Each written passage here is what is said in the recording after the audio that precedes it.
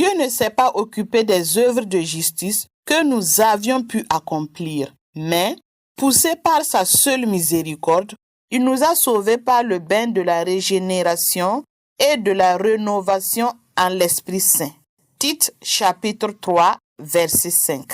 Dans ce verset, Paul affirme avec force que notre salut est entièrement l'œuvre de Dieu. Le chapitre 3 de la lettre de Paul à Tite, d'où ce verset est tiré, se concentre sur la nouvelle vie dans le Christ.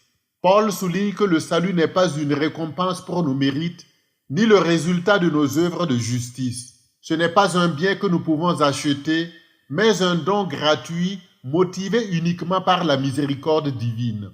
C'est l'œuvre de l'amour inconditionnel de Dieu qui ne tient pas compte de nos faiblesses ni de nos échecs, mais qui agit pour nous sauver.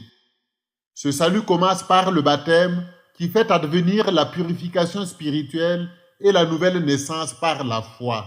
Il se poursuit par la rénovation en l'Esprit Saint, un processus continu où l'Esprit Saint transforme et sanctifie le croyant tout au long de sa vie.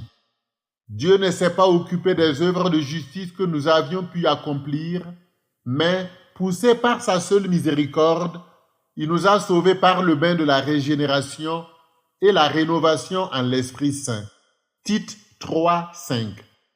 Ce verset nous conduit à une humble reconnaissance. Nous ne sommes rien sans Dieu et tout ce que nous avons, y compris notre salut, vient de lui. Dans un monde où la performance et les réalisations personnelles sont souvent excessivement valorisées, ce verset recentre le croyant sur la grâce divine.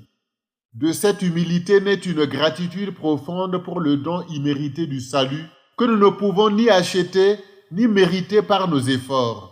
Enfin, l'attention à l'action continuelle du Saint-Esprit pour nous transformer et nous sanctifier fait jaillir une joie profonde et durable en nous, quelles que soient les épreuves.